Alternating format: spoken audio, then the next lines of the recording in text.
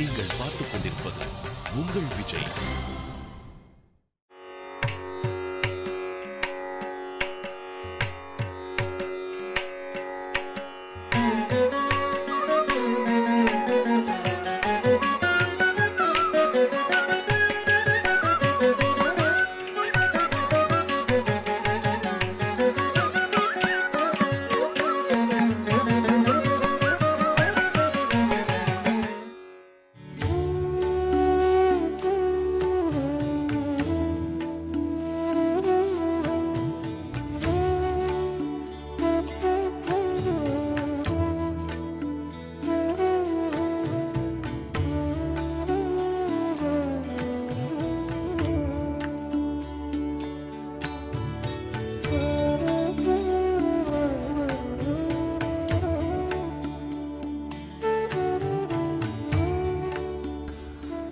ஜெய் சீதாராம், ஜெய் ஹனுமான்.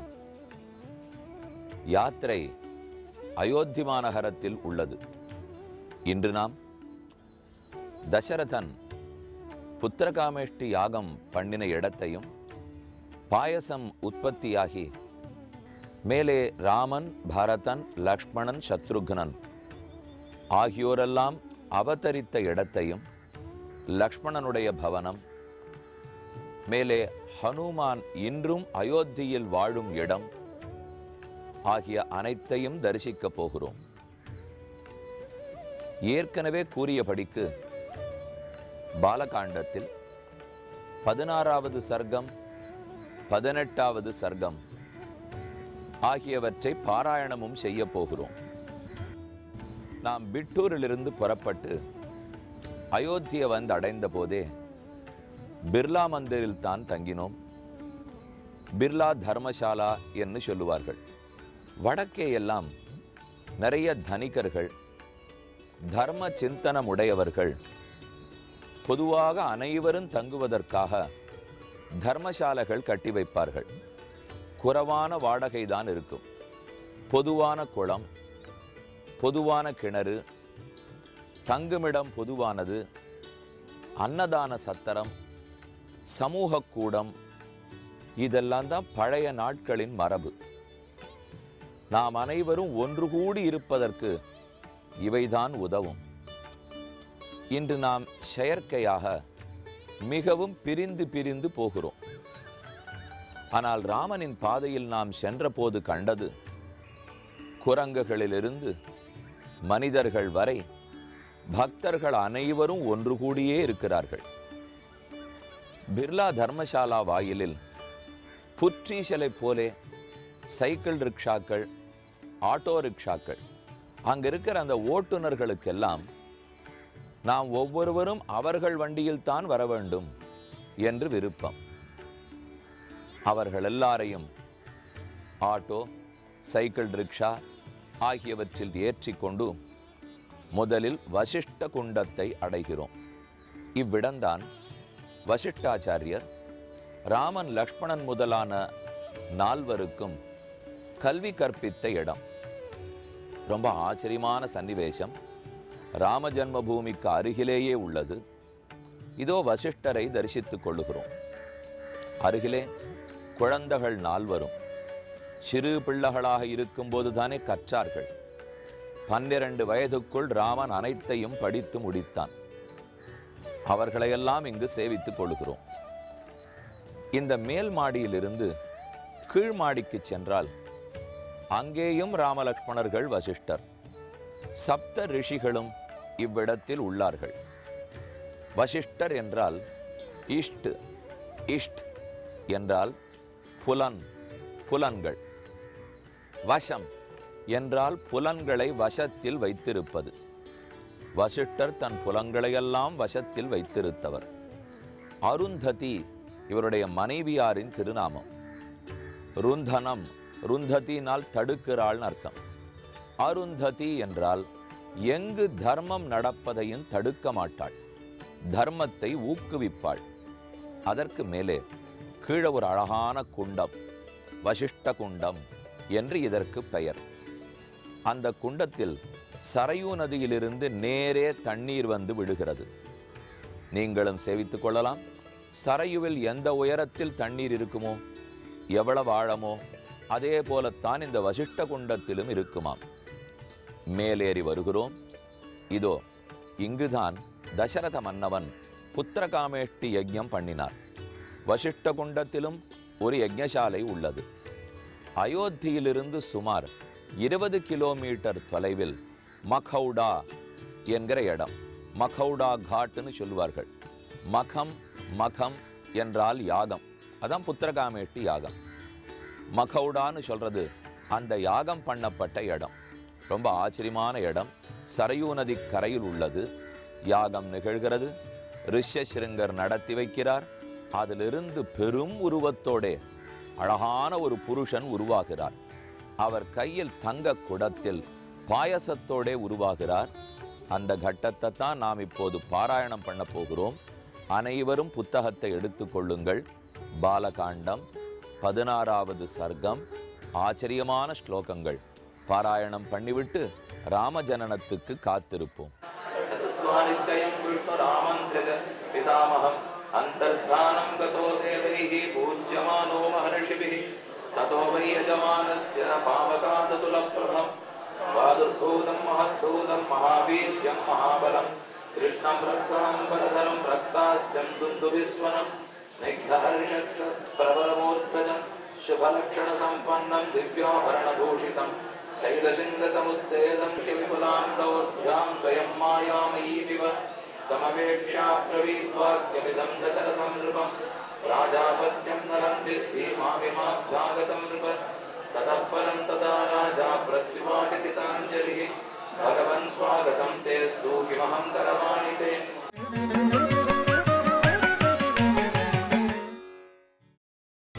நீங்கள் பார்த்துக் கொண்டிருப்பது உங்கள் விஜய்.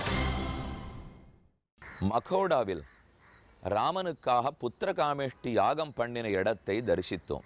பின்னால் பாயசம் உற்பத்தியான கட்டத்தையும் வாசித்தோம். புருஷன் பாயச குடத்தை தசரதனிடத்தில் கொடுத்தார். தசரதன் 3 மனைவியருக்கும் பாயசத்தை பிரித்து கொடுக்கிறார். முதலில் பாதி பங்கை கௌசல்யிடத்தில் கொடுத்தார். மீதம் பாதி பங்கை 2ஆக பிரித்தார். ஒரு கால் பங்கு, ஒரு கால் பங்கு. அதில் முதல் கால் பகுதியை சுமித்திரையிடத்தே கொடுத்தாள். இனி கடைசி கால் பகுதி மிச்சம் இருந்தது. அதை 2ஆக பிரித்தார். அரைக்கால் பங்கு, அரைக்கால் பங்கு. அதில் முதல் அரைக்கால் பங்கை கைகேயினிடத்தில் கொடுத்தார். இப்போ 3 தேவியர்க்கும் கொடுத்து முடித்தாய்விட்டது. கடைசி அரைக்கால் பங்கு மீதம் இருந்தது. 6க்கு கொடுக்கலாம்னு யோசித்தார். அனுசிந்தச்ச சுமித்ராயை புனரேவ மகீபதிகி பாயசஸ்ய அமிர்தோபமௌ. பாயசத்தினுடைய அமிர்தத்தை ஒத்த கடைசி பகுதியை யோசித்து மறுபடியும் சுமித்திரையினிடத்தே கொடுத்தார். ஆக பாயசம் கையில் வந்த வழக்கம் என்ன? கையில் வந்த வரிசை யாது? முதலில் கௌசல்யை, அடுத்து சுமித்திரை, அடுத்து கைகேயி, அடுத்து சுமித்திரை. ஆனால் அந்த வரிசையில் அவர்கள் உண்ணவில்லை. முதலில் கௌசல்யை பெற்றதை உண்டுவிட்டாள், ராமனை பெற்றாள். அடுத்தது சுமித்திரைக்கு கிடைத்தாலும் அவள் கையில் வைத்து கொண்டு காத்திருந்தாள். 3வது கைகேயி பெற்றாள். அவள் 2ஆவதாக உண்டுவிட்டாள். நமக்கு இளவரசு பட்டங்கட்டும், மகன் பிறக்கட்டும் என்கிற விருப்பத்தோடு அவள் உண்டாள். இனி கடைசி அரைக்கால் பங்கையும் சுமித்திரை பெற்றாள். அவள் 2 பங்கை 2 கைகளில் வைத்திருக்கிறாள். இந்த பங்கை சாப்பிட போகிறேன், இந்த பங்கை சாப்பிட போகிறேன். ஒன்றாக 2 குழந்தைகள் பிறக்கட்டும். ராமனுக்கு தொண்டு புரிய ஓர் மகன், ராமனின் தம்பி பிறக்க போகிறானே அந்த பக்தனுக்கு தொண்டு புரிய மற்றொரு மகன், இறைவனுக்கு தொண்டு புரிய ஒரு மகன், இறை அடியானுக்கு அடியார்க்கடியவனாக இருக்க தொண்டு புரிய மற்றொரு பகன். என்னே அவளுடைய உயர்ந்த எண்ணம். இப்போது பாயசோத்பத்தி அனைவருக்கும் பிரித்து கொடுத்தாய் விட்டது. இனி 12 மாசங்கள் கர்ப்பவாசத்துக்கு பின்தான் ராமஜனனம். காத்திருப்போம்.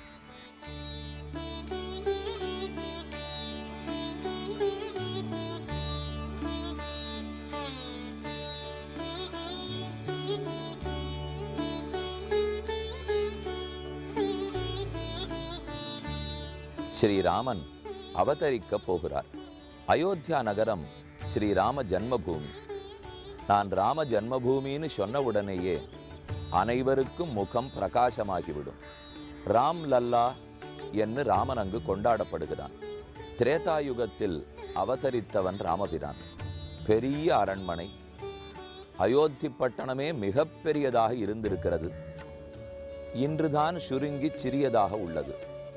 ராம ஜன்மபூமிக்குள் நாம் அனைவரும் கேமராவோடே சென்று எடுப்பதோ, மொபைல் போன் எடுத்துக்கொண்டு போவதோ, எந்தவித உபகரணங்களையும் இன்று கொண்டு செல்ல முடியாது. அதுதான் நல்லது. இவை எல்லாவற்றையும் தூக்கி கொண்டு போனால் மனம் ராமனிடத்தில் ஈடுபடாது, இதில் தான் இருக்கும். இதை உணர்ந்துதானோ என்னவோ ராமனே இது இத்தனையும் தடுத்து விட்டார். எங்கு பார்த்தாலும் சுற்றுப்புறத்தில் கடைகள், ராமனை பற்றியே பாடல்கள், அவரை பற்றி ராமாயண சரித்திரம் முழுக்க வீடியோக்கள். இதைத்தான் வரும் ஜனங்களெல்லாம் வாங்குகிறார்கள்.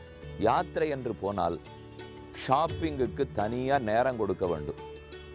அதில்லாமல் அடுத்தடுத்து தரிசனத்துக்கு மட்டும் போனால் யாத்ரிகர்களுக்கு பிடிக்காது.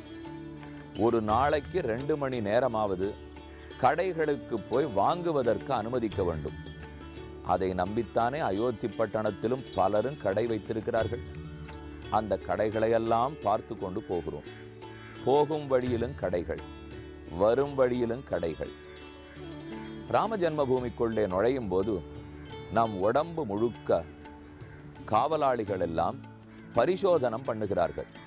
கம்ப்ளீட் செக்கிங் என்று சொல்கிறோமே, அதுக்கு மெட்டல் டிடெக்டர்ஸ் எல்லாம் வச்சு ஒன்று விடாமல் நம்ம உடம்பு முழுக்க செக் பண்ணுறார்கள். அடி எனக்கு பார்க்கச்சே தோணினது, ஓஹோ, இவன் உண்மையான பக்தியோடு தான் உள்ளே போகிறானா அல்லது வேற எதையானு கேட்பதற்காக உள்ளே போகிறானா? வீடு வேணும், வாசல் வேணும், நீண்ட ஆரோக்கியம் வேணும், நீண்ட ஆயுள் வேணும். ஒருவேளை இதை போல பல கருவிகளை எடுத்துட்டு நாம் உள்ளே போகலாமே. ராமனிடத்தில் அதெல்லாத்தையுமா கேட்கறது? முக்தி கேட்க வேண்டாமா? பக்தி கேட்க வேண்டாமா? ராம பக்தி, ராமனை பற்றின கல்வி ஞானத்தை என்னோ கேட்க வேண்டும். அந்த உள்ளத்தோடு தான் நம்ம உள்ளே போகிறோமா இல்லை வேற ஏதானும் பிரயோஜனங்களை எதிர்பார்த்து போகிறோமா என்று செக் பண்ணுகிறார்கள் போலும். இது ஏன் இந்த மாதிரி தோணித்துனால், அங்கே ஆனந்தமாக ஒரு செக்கிங் இல்லாமல் ரொம்ப நன்னா நடையாடுறது குரங்கு கூட்டங்கள் தான். நம்மளை ஒத்தரையும் திரும்பி பார்த்தா கேள்வி கேட்குறார்கள். ஆனால் அந்த குரங்கு இங்கேயும் அங்கேயும் தாவர அழகாக பார்த்தோம்னா நமக்கே தோணும், நம்மளும் குரங்காக பிறந்து இந்த இடத்துல ரொம்ப ஆனந்தமாக தாவி தாவி தரிசித்துட்டு வந்துட்டு நம்மளுக்கு இருக்கே. ஏன் எத்தனையோ கோவில்களில் நீங்கள் பார்த்தா கூட பெருமாளுடைய திருமேனியிலேயே கரப்பாம்பூச்சி ஊருன்னு இருக்கும். எங்கே போனாலும் பூனை ராஜ நட போட்டுண்டு குறுக்க போயிட்டு வரும். நமக்கு தோணும், இந்த பூனை பண்ண பாக்கியம் நம்ம பண்ணலை, கரப்பாம்பூச்சி பண்ண பாக்கியம் நம்ம பண்ணலை, நம்ம யானா இங்கே நில்லு அங்கே நிற்காதே, க்யூவில் நின்று டிக்கெட்டு வாங்கு, இத்தனையும் சொல்கிறார்கள். ஆனால் இங்கே பாருங்கள், குரங்குகளை ஒத்துரும் கேட்கறதில்லை, ரொம்ப ஆனந்தமாக நட போடுறது. ஏன்னால் குரங்குகளுக்கு தூய்மையான உள்ளம் இருக்கிறது இல்லையோ. ராமபக்தி தவிர அவர்களுக்கு ஒன்றுமே தெரியாதே. அந்த குரங்குகளையும் வணங்கி கொண்டு, ஹனுமானே உம்மை முன்னிட்டு கொண்டுதான் நாங்கள் உள்ளே செல்ல வேண்டும் என்று பிரார்த்தித்து கொண்டு உள்ளே போகிறோம். நீண்ட வரிசை, எங்கும் கூண்டு கூண்டாக போட்டு வைத்திருக்கிறார்கள். அதெல்லாத்தையும் தாண்டி போகணும். முழுக்க இராணுவத்தினர் கட்டுப்பாட்டில், அத்தனை கட்டுக்காவல். பார்த்தா நமக்கு தோணும், ராமன் சரியாத்தான் பண்ணி வச்சுருக்கார். ஏன்னா அவர் பெரிய சக்கரவர்த்தி. இப்போ அவருக்கு மட்டும் இதை போல எதுவும் இல்லைன்னு வச்சுங்க. சக்கரவர்த்தி இராணுவ காவல் இல்லாமல் இருந்தால் நன்னா இருக்குமா? இருக்காது இல்லையா? காவலோடு தான் இருக்கணும். அதுக்கு என்ன பண்ணலாம்னு ராமன் பார்த்தார். தானே ரொம்ப நன்னா ஏற்பாடு பண்ணி வச்சுட்டார். இப்போ எங்கும் எதற்கும் காவல். அப்படித்தானே அன்னைக்கே ராமனை பார்த்துட்டு இருந்திருப்பா எல்லாரும். மக்கள் எல்லாரும் போய் ராமனை சேவிக்கலாம். ஆனால் எத்தனை ஆசையோடு ராமனை பாதுகாத்திருப்பார்கள். அந்த ஆசையை, அந்த ஈடுபாட்டை இன்றும் பார்க்கலாம். உள்ளே செல்கிறோம். ராம் லல்லா. நாம் இங்கே நிற்கிறோம்னா இங்கேருந்து கிட்டத்தட்ட ஒரு 30-40 அடி தள்ளித்தான் ராமனுடைய கூடாரம். அந்த இடத்துல தான் ராமன் எழுந்துள்ளிருக்கார். பரத, லக்ஷ்மண, சத்ருகனர்கள், தசரதன் இவர்கள்லாம் ஆச்சரியமான சின்ன திருமேனி. எத்தனை நாட்களாக எழுந்துள்ளிருக்கிறார்கள் தெரியுமா? அந்த ராமனை தரிசித்து கொள்ளுகிறோம். இப்போ நாம் அனைவரும் சேர்ந்து ராம ஜன்மபூமியில் இருப்பதாக நினைத்து கொண்டு ராம ஜனன சர்க்கத்தை வாசிக்கப் போகிறேன். பாலகாண்டம் 18வது சர்க்கத்தை எடுத்து கொள்ளவும். ஒரு 10 ஸ்லோகங்கள் தான். நீங்கள் இல்லத்தில் இருந்தபடியே அனைவரும் வாசிக்கலாம். ஒண்ணே ஒன்று, கண்டிப்பா இன்னைக்கு நாம எல்லாரும் நீர்மோர் பானகம் பண்ணி இருக்க வேண்டும். ஏன்னா ராமாவதாரம், ஸ்ரீராம ஜெயனம், ஸ்ரீராம நவமினாலே நீர்மோர் பானகம் தான் ராமனுக்கு ரொம்ப பிடித்தது. கிருஷ்ண ஜெயந்தின்னு வந்தா ஓஹோ பக்ஷணங்கள். அது மைசூர் பாகு பண்ணமா, அல்வா பண்ணமா, வெள்ளச்சீடையா, உப்பு சீடையா, அப்பமா, அதிருஷமா, என்னென்ன உண்டோ பண்றோம். ஆனா ராமாவதாரம்னு சொன்னால் வெறும் நீர்மோர் பானகம். ஒருத்தர் கேலியா கேட்டார், எங்க கண்ணனுக்கு பத்திலா எவ்வளவு பக்ஷணம், உங்க ராமனுக்கு வெறும் நீர்மோர் பானகம்னா? நிறைய இருக்கு ராமனுக்கு, பண்ணிக்கல, சக்கரவர்த்தியா இருந்துட்டார், அதுவே போரும்னு வச்சுக்கிட்டார். கண்ணன் சிறு பிள்ளையாக வளர்ந்துட்டு இருந்தார், வேணும் எல்லாம், அதனால பண்ணி கொண்டார், ரெண்டுத்திலையும் ஒரு குறையும் கிடையாதே என்று வேடிக்கையாக சொல்லுவோம். இதோ ராம ஜனன கட்டம். அடியேனோடு சேர்ந்து எல்லாரும் புத்தகத்தோடு பாராயணம் பண்ணணும்னு வேண்டிக் கொள்ளுகிறேன். 8வது ஸ்லோகத்திலிருந்து வாசிக்கிறேன். ததச்ச துவாதசே மாசே சைத்ரே நாவமிகே திதௌ நக்ஷத்ரே அதிதி தெய்வத்தே ஸ்வச்ச சம்ஸ்தேஷு பஞ்சசு கிரகேஷு கர்க்கடே லக்னே வாக்பதா விந்துனா சக புரோத்யமானே ஜகநாதம் சர்வலோக நமஸ்கிருதம் கௌசல்யா அஜனயத் ராமம் திவ்யலக்ஷண சயுதம். சூரியன் மேஷராசியில், அங்காரகன் மகர ராசியில், குரு கடக ராசியில் இருந்தபோது ஆச்சரியமான லக்னத்திலே நவமி திதியிலே புனர்வசு நட்சத்திரத்திலே சித்திர மாதத்தில் ராமன் அவதரித்தார். விஷ்ணோரர்த்தம் மகாபாகம் புத்திரமைக்ஷ்வாகு நந்தனம் லோகிதாட்சம் மகாபாகும் ரக்தோஷ்டம் துந்துபிஸ்வனம் கௌசல்யா சிசுபேதேன புத்திரேண அமித தேஜசா யதாவரேண தேவானாம் அதிதிஹி வஜ்ரபாணினா பரதோ நாம கைகேய்யாம் ஜக்ஞே சத்யபராக்கிரமः சாட்சாத் விஷ்ணோः சதுர்பாகः சர்வைஹி சமுதிதோ குணைஹி அத லக்ஷ்மண சத்ருக்னௌ சுமித்ரா அஜனயத் சுதௌ வீரௌ சர்வாஸ்திரகுஷலௌ விஷ்ணோரர்த்த சமன்விதௌ புஷ்யே ஜாதஸ்து பரதः மீனலக்னே பிரசன்னதீஹி சார்ப்பே ஜாதௌ து சௌமித்ரி குலீரே அபியுதிதே ரவௌ. அடுத்து பரதன் பிறந்தான். புஷ்ய நட்சத்திரத்திலே மீன லக்னத்தில் அவதரித்தார். மேலே லக்ஷ்மணனும் சத்ருகனனும் இரட்டை குழந்தைகளாக ஆச்சரியமான ஆசிலேஷா நட்சத்திரம் ஆயில்ய நட்சத்திரத்திலே அவதரித்தார்கள். ராமன் பிறந்தான், 4வரும் பிறந்தார்கள். ஸ்ரீராம ஜனனத்தை இன்று கேட்கும் பாக்கியம் பெற்றோம். ராம ஜன்மபூமியிலேயே சேவித்து கொண்டோம். ஆச்சரியமான அயோத்தி, ஆச்சரியமான ராம ஜனனம். இனி அடுத்தது லக்ஷ்மணனுடைய இடம், பரதனுடைய இடம், ஹனுமானுடைய இடங்களை எல்லாம் தரிசிப்போம்.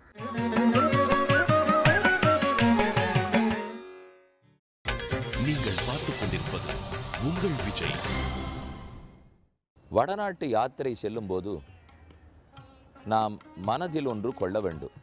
நம் தமிழகத்தை போலே சோழர் காலத்து சிற்பங்கள், கோபுரங்கள், பகவானுடைய விக்கிரகங்கள், நிறைய உற்சவங்கள், புஷ்பமாலை, எல்லாத்த விட பிரசாதங்கள், இவையெல்லாம் அங்கு கிடையாது.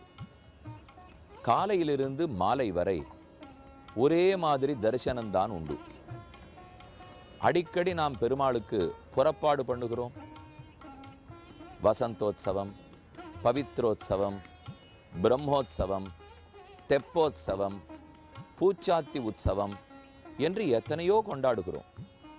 ஆனால் இதெல்லாம் வடநாட்டில் கிடையாது. பகவான் எழுந்துருளி இருப்பார். விக்கிரகங்களை நன்கு தரிசித்துக் கொள்ளலாம். அவ்வப்போது ஒரு நாளைக்கு சுமார் 6 முறை ஹாரத்தி நடக்கும். சயனஹாரத்தி, மங்களஹாரத்தி, போகஹாரத்தி, ராஜ்போக் என்று வெவ்வேறு ஹாரத்தி சொல்லுவார்கள். இது ஒன்றை மனதில் வைத்துக்கொண்டு விக்கிரகங்களை சேவித்து உற்சவங்களால் தான் நம் மனது ஈடுபட வேண்டுமானால் அது இங்கில்லை. இந்த பூமி புண்ணிய பூமி, இங்குதான் பெருமான் அவதரித்திருக்கிறார். அந்த பூமியை தீண்டுவதிலேயே நம் பாபங்கள் விலகுகின்றன. சரையுவில் குளித்தால் புண்ணிய நதி, பாபங்கள் போகும். இந்த தூய்மையான எண்ணத்தை நம் உள்ளத்தில் வளர்த்து கொள்ள வேண்டும். அது யாத்திரையின் போது மிக முக்கியமான அம்சம். அடுத்து ஒன்று உள்ளத்தில் கொள்ளுங்கள். யாத்திரைக்கு செல்லும்போது ஆங்காங்கு தானம் செய்ய வேண்டும். புண்ணிய பூமியில் தானம் செய்தால் அதன் பலம் பல மடங்கு இருக்கும். எங்கோ செய்வது செய்யலாம், தடுப்பில்லை. ஆனால் புண்ணிய பூமியில் தானம் செய்தோமானால் இன்னும் ஏற்றம் பெற்றது. மூன்றாவது கருத்து, இடங்கள், பழைய இடங்கள். எத்தனையோ லட்சம் ஆண்டுகளுக்கு முன்னால் ராமன் அவதரித்தார். இன்று பரத் பவன், கைகேயி பவன், லக்ஷ்மண் பவன், கனக பவன் என்னெல்லாம் சொல்லுகிறீர்களே, இந்த இடத்தில் தான் சரியாக லக்ஷ்மணன் இருந்தாரா? உங்களால் நிரூபிக்க முடியுமா? இந்த இடத்தில் தான் பரதன் இருந்தாரா? இங்குதான் கைகேயி கோபித்து கொண்டாளா என்று கேட்டால் இருக்கலாம். காலப்போக்கில் சற்றே இடங்கள் மாறியும் இருக்கலாம். அதனால் என்ன வந்தது? இப்போது அயோத்தியா பட்டணத்தில் தானே இவர்களெல்லாம் இருந்தார்கள். அயோத்தியின் இடத்தில் எந்த மாறுதலும் இல்லை. அந்த பூமி ஒரு சாதாரண மனுஷர், அவர் ஒரு ஆசிரமத்தில் வாழ்கிறார் என்னால் அவருடைய தேஜஸ், அவருடைய தவ வலிமை அந்த இடத்தை சுற்றி பல மைல்களுக்கு நன்மையே பரப்பும். ஒரு மலர் மலர்ந்தால் அதன் வாசனை தன்னை சுற்றி பரப்பவில்லையா? அதே போல ராமனே அவதரித்த இடத்தில் இந்த 10 அடிக்கும் அந்த 100 அடிக்கும் எந்த வேறுபாடும் இல்லை. அந்த பட்டணமே ராமனுடைய வாசனையாலே மணந்து கொண்டுதானே இருக்கிறது.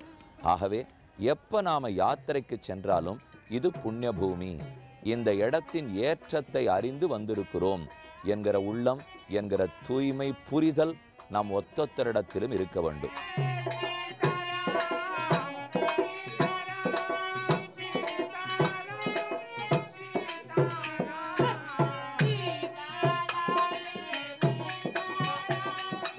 ஆங்காங்கு நிறைய சாது லோக், சந்நியாசிகள் உள்ளார்கள்.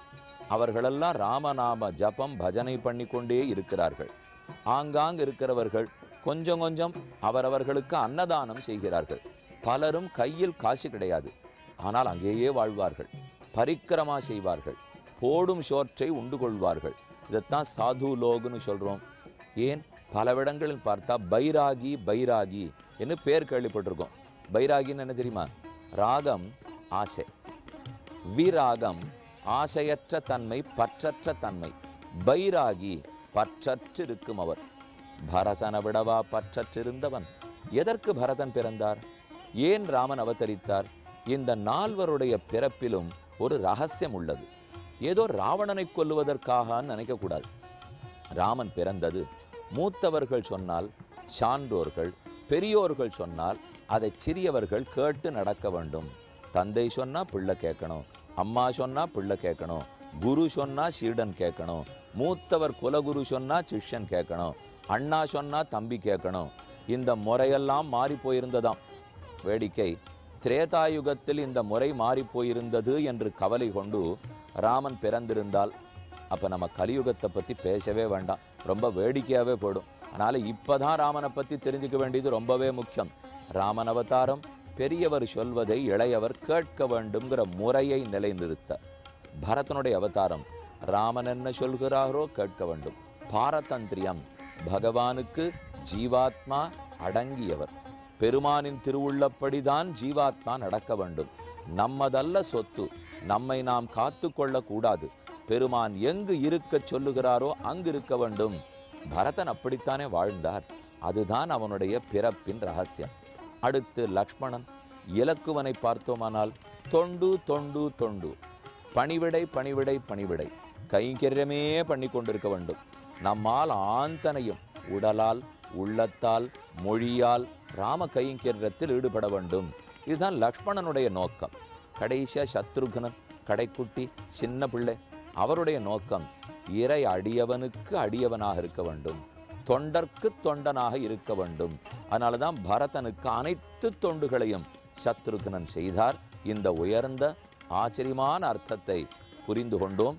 இனி லக்ஷ்மணனை தேடி போகப் போகிறோம். ரொம்ப ஆச்சரியமா சரையூ நதிக்கரையில் இடம். யாத்திரையில் அனைவரும் அயோத்தியிலிருந்து சற்றே தள்ளி இருக்கும் லக்ஷ்மண் காட்டை அடைந்துள்ளோம். இங்கிருந்துதான் லக்ஷ்மணன் புறப்பட்டு வைகுந்தத்திற்கு திரும்பச் சென்றார். ஆச்சரியமான கதை, அதை அங்கேயே கேட்டுக்கொள்வோம். முன்னுரை மட்டும் கூறுகிறேன். வசிஷ்டாச்சாரியர் 4 குழந்தைகளுக்கும் பெயர் வைத்தார். தொட்டிலிட்டு பெயர் வைப்பது வழக்கம்.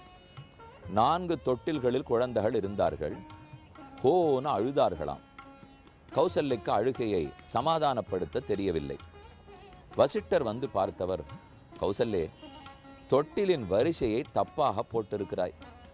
ராமன், பரதன், லக்ஷ்மணன், சத்ருக்னன் என்று பிறந்த வரிசையில் கௌசல்யை தொட்டிலிட்டாள். அது தவறு. வசிஷ்டர் பார்த்து கூறுகிறார், ராமனுக்கு அடுத்த தொட்டில் லக்ஷ்மணன், அப்புறம் பரதன், பரதனுக்கு அடுத்த தொட்டில் சத்ருக்னன் என்று மாற்றி அமைத்து விடு. என் அன்பு, பிறந்த நாள் தொடங்கியே லக்ஷ்மணனுக்கு ராமனிடத்தில் எத்தனை காதல், அவ்வளவு தொண்டு மனப்பான்மை. தொட்டிலை மாற்றினாள் கௌசல்யை. பாதி அழுகை அடங்கிற்று. அடியன் தகப்பனார் வேடிக்கையாக கூறுவார், பாதி அழுகைதான் அடங்கிற்று, மீதி பாதி அழுகை இருந்ததாம். வசிஷ்டருக்கும் புரியவில்லை. தன்னுடைய ஞானக்கண்ணால் கூர்ந்து நோக்கினார். உண்மையை புரிந்து கொண்டார். கௌசல்யே, மறுபடியும் நானும் சேர்ந்து தப்பு செய்து விட்டேன். 2 தொட்டில்களை எடுத்து விடு. 2 தொட்டில்கள் போரும். ராமனுக்கும் லக்ஷ்மணனுக்கும் ஒரே தொட்டில், பரதனுக்கும் சத்ருக்னனுக்கும் ஒரே தொட்டில். இன்னும் என்ன வேணும்? அழுகை அப்படியே அடங்கிவிட்டது. குழந்தைகளெல்லாம் சிரிக்க ஆரம்பித்தார்கள். அந்த தொட்டில் பிரிவு கூட தாங்க மாட்டார்களாம். ராமனும் இலக்குவனும் அதே போல பரதனும் சத்ருக்னனும். அந்த லக்ஷ்மணனை தரிசிக்கத்தான் வந்துள்ளோம். ராமன்னு ஏன் பெயர் வைத்தார்? ரமயதீதி ராமஹா, தன்னை பார்ப்பவர்களுக்கெல்லாம் ஆனந்தத்தை கொடுக்கிறார். ரமணம், ரம் அப்படிங்கிற தாத்து மகிழ்ச்சி என்கிற பொருளில் வரும். ராமனை பார்த்தவுடனே அந்த அழகே நம்ம பேரின்பம் கொள்ள வைக்கிறதே ராமன். அடுத்து லக்ஷ்மணன், லக்ஷ்மணஹா லக்ஷ்மி வர்தனஹா, லக்ஷ்மி கைங்கர்ய லக்ஷ்மி, தொண்டு லக்ஷ்மி, அதையே சிறப்பாக பண்ணவர் தான் லக்ஷ்மணன். பரதன்னு பேர் வைத்தார். ராஜ்ய பரணாது, இந்த ராஜ்யத்தை 14 ஆண்டுகள் பரித்தானே, சுமையப்போல தாங்கினானே, அதனால பரதன். சத்ருகனன்னு பேர் வைத்தார். எப்போதும் பகைவர்களை ஜெயித்திருக்கும் அவன். அவனுக்கு பகைவன் வேறாரும் கிடையாது. ராமபக்தியே பகை. என்ன இப்படி சொல்லுகிறீர்? ராமபக்தி போய் பகையாகுமான்னா, ராமனை தாண்டி ராமனின் தொண்டனான பரதனுக்கே தொண்டன். தொண்டர்க்கு தொண்டர்களை கேட்டு பாருங்கள், பெருமானை விட தொண்டன்தான் சிறந்தவர்கள்னு கூறுவார்கள். அந்த பக்தியில் சத்ருகனன் நின்றான். இதோ லக்ஷ்மண் காட்டில் லக்ஷ்மண சரித்திரம் கேட்போம்.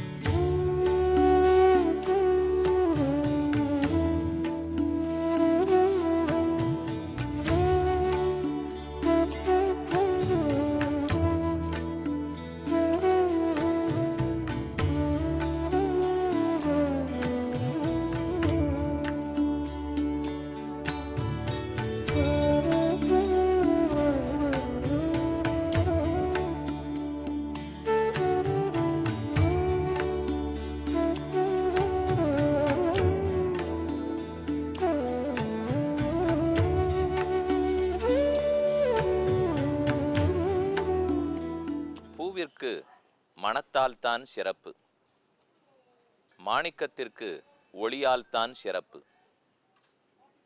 மாணிக்கம் போன்றவனான ஓர் ஆத்மாவிற்கு பகவானுக்கு அடிமை, அதாவது சேஷத்துவம் என்றும் பண்பால்தான் சிறப்பு.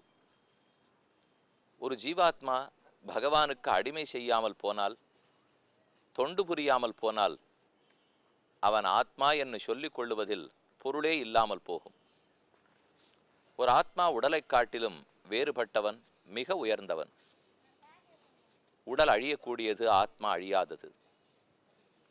உடல் ஐம்பூதங்களாலே ஆனது, ஆத்மா ஞானத்தாலேயே ஆனது. ஆத்மா புரிந்து கொள்ளுகிறான், அறிவாளி. இவ்வளவு ஏற்றம் ஆத்மாவுக்கு இருந்தாலும் அது போதாது. பகவானுக்கு அடிமை நான் என்கிற புரிதல் இருந்தாலே ஆத்மாவை ஞானி என்று கொண்டாடுகிறார்கள். பகவானுக்கு எத்தனையோ பேர் தொண்டு புரிந்த மகாத்மாக்கள் உண்டு. அவர்களையெல்லாம் வரிசைப்படுத்த தொடங்கினால் யாரை முதலில் விரல் விட்டு எண்ணுவோம்? ராமன் 14 ஆண்டுகள் காட்டிலே இருந்த போதும், ஏன் ராமன் பிறந்தவன்று தொடங்கியே ராமனுக்கு அடிமை, ராமனுக்கு தொண்டு புரிந்தவன் என்னும் பெயரோடையே பெருமை பெற்று வாழ்ந்தவன் லக்ஷ்மணன். இளைய பெருமாள் என்னும், இலக்குமணன் என்னும், இலக்குவன் என்னும், லக்ஷ்மணன் என்னும் எத்தனையோ பெயர்கள் அவனுக்கு.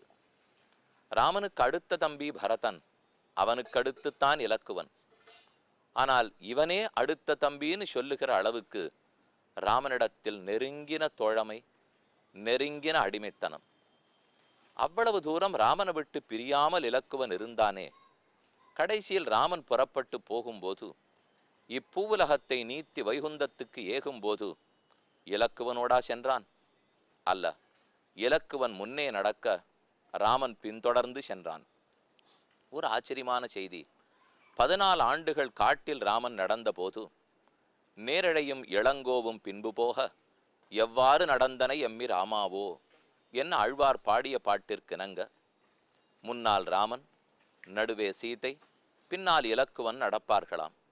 அக்ரத பிரயோ ராமஹ சீதா மத்தியே சுமத்தியமா பிருஷ்டதஷ்டு தனுஷ்பாணிகி லக்ஷ்மணா அனுஜகாம என்று வால்மீகி பகவான் தெரிவிக்கிறார். ஒருவேளை ராமனுக்கு தோன்றியிருக்கும், எவ்வளவு ஆண்டுகள்தான் லக்ஷ்மணன் நம்மை பின்தொடர்ந்தே நடந்து வருவான், அவன் ஓர் முறை முன்னே நடக்க நாம் அவனை பின்தொடர்ந்து நடக்க வேண்டாவா என்று ராமன் நினைத்திருப்பான். ஆகையால் தான் வைகுந்தத்துக்கு புறப்படும் போது முதலில் லக்குவன் இலக்குமணன் முன்னே செல்ல ராமன் பின்தொடர்ந்து சென்றான். ராமன் இல்லா இப்பூவுலகத்தில் இலக்குவன் இருந்ததில்லை. ராமன் பிறந்த பிற்பாடு புனர்வசுவில் ராமனுடைய அவதாரம், ஆஸ்லேஷா நட்சத்திரத்தில் லக்ஷ்மணனுடைய அவதாரம் பிற்பாடு பிறந்தான். ஆனால் புறப்பட்டு போகும்போது ராமனை வைகுந்தத்தில் வரவேற்க வேணும் என்பதற்காக முன்னே சென்றான். லக்ஷ்மணன் இந்த அயோத்தி பட்டணத்தை நீத்து வைகுந்தத்துக்கு புறப்பட்ட இடம் லக்ஷ்மண் காட். சரையு நதியில் அதன் கரையில் இப்போது நாம் உள்ளோம். இந்த இடத்துக்கே சிறப்பு. பெருமானுக்கு தொண்டு புரிபவன், அடியவன், அடியார்க்கடியவன் என்றெல்லாம் சரையு நதியினுடைய அலைகள் நம் காதுகளிலே வந்து மோதி ஆர்ப்பரிக்கின்றன. இது சரையு நதியினுடைய ஓட்டமோ அலையினுடைய ஒலியோ அல்ல. பெருமானுக்கு அடிமைத்தனம் புரிவது எப்படி எப்படி எப்படி என்று நமக்கு சொல்லிக் கொடுக்கக்கூடிய ஒலிதான் இவ்விடத்தில் நம் காதுகளுக்கு எட்டுகின்றன. லக்ஷ்மண் காட்டில் இருக்கக்கூடிய ராமன், லக்ஷ்மணன், சீதை, ஹனுமான் ஆகியவர்களுடைய திருவுருவங்களையும் சேவித்துக் கொள்வோம். சுவையான கண்ணுக்கு விருந்தும் சுவையாக காதுக்கு விருந்தும் கிட்டட்டும்.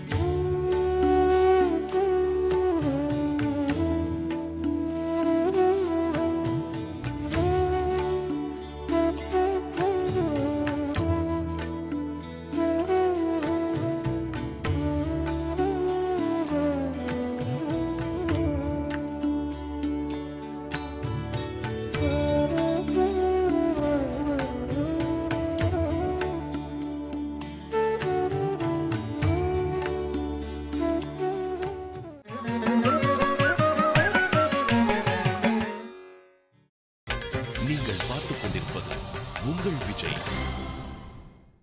யத்ர யத்ர ரகுநாத கீர்த்தனம் தத்ர தத்ர கிருதமஸ்தகாஞ்சலிம் பாஷ்பவாரி பரிபூர்ணலோச்சனம் மாருதிம் நமத ராட்சசாந்தகம்.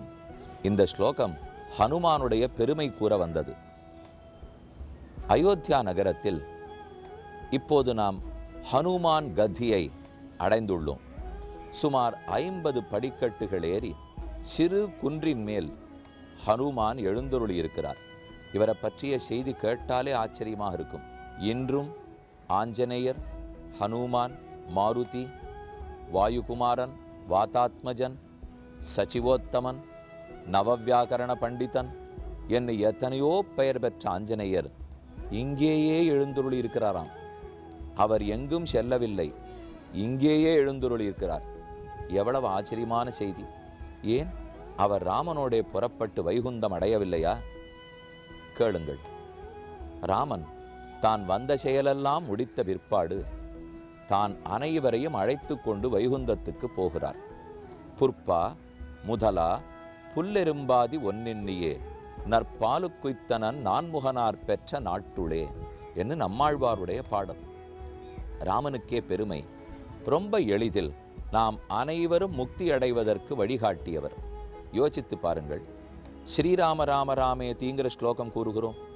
பார்வதி பரமசிவனாரிடத்தே வினவுகிறாள், கேனோபாயேன லகுனா விஷ்ணோர் நாம சஹஸ்ரகம் பட்டதே பண்டிதைர் நித்யம் ஸ்ரோதும் இச்சாமியகம் பிரபோ. நீர் எத்தனையோ 1000 திருநாமங்களின் பெருமை கூறினீர். விஷ்ணு சஹஸ்ரநாமம்ங்கிறது அனைவரும் அறிந்தது. அதன் கடைசியில் கூறும் ஸ்லோகம் இது. பார்வதி தன் நாதனான சிவனை வேண்டி பிரார்த்திக்கிறாள். 1000 திருநாமங்களே எளியவைதான். ஆனால் ஒருவேளை நாள்பட என் குழந்தைகளாலே இந்த 1000 சொல்லுவதற்கு கூட முடியாமல் போய்விட்டால், ஏதான ஒரு திருநாமம் இந்த 1000 நாமத்துக்கு சமமாக இருக்குமா? சிவபெருமானுக்கு ஆனந்தம் ராமநாமந்தான். ஸ்ரீராம ராம ராமேதி ரமே ராமே மனோரமே சஹஸ்ரநாம தத்துல்யம் ராமநாம வரானனே. தேவி உன் குழந்தைகளை அதை சொல் என்று பரமசிவனார் கூறுகிறார். நமக்கு தோணும், 1000 திருநாமங்கள் இருக்கும்போது அது என்ன ராமநாமத்துக்கு பெருமை? நாராயண நாமம் இல்லை, வாசுதேவ நாமம் இல்லை, விஷ்ணு நாமம் இல்லை. அதெல்லாம் விட்டு ராமநாமமானால் மிக எளிதில் மோட்சத்துக்கு, அதாவது வைகுந்தத்துக்கு அழைத்து போன வள்ளல் ராமன்தான். அன்னு சராசரங்களை வைகுந்த தேத்தி அடலரவ பகையேறி அசுரர் தம்மை வென்றுன்னு சொல்லுவார்கள். சராசரங்களையெல்லாம் வைகுந்த தேத்தினான்.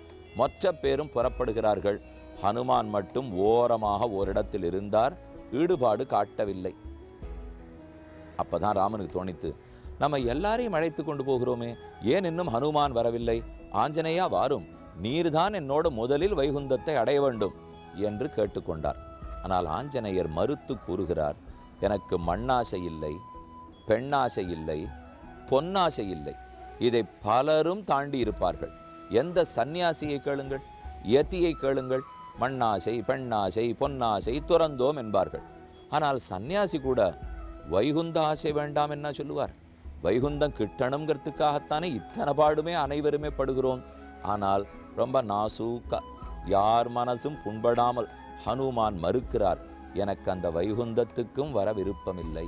ஸ்னேகோமே பரமோராஜன் துவயி நித்யம் பிரதிஷ்டிதா பக்திஷ்ச நியதாவீர பாவோ நான்யத்திர கச்சதி.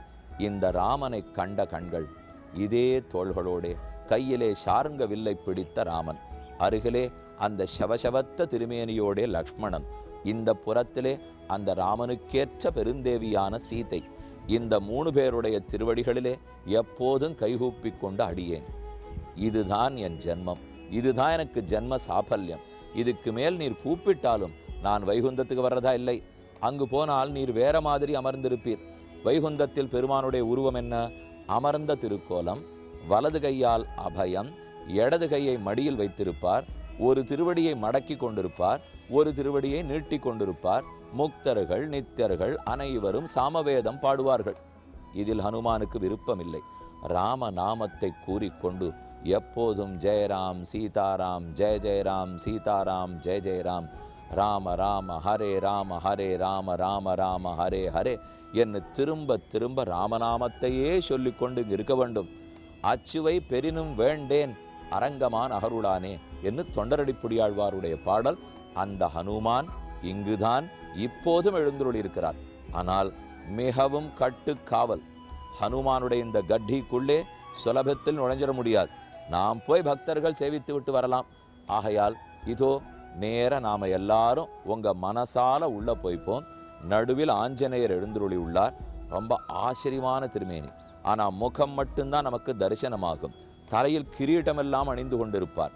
எத்தனையோ புஷ்பமாலைகளை சாத்தி கொண்டிருக்கிறார்.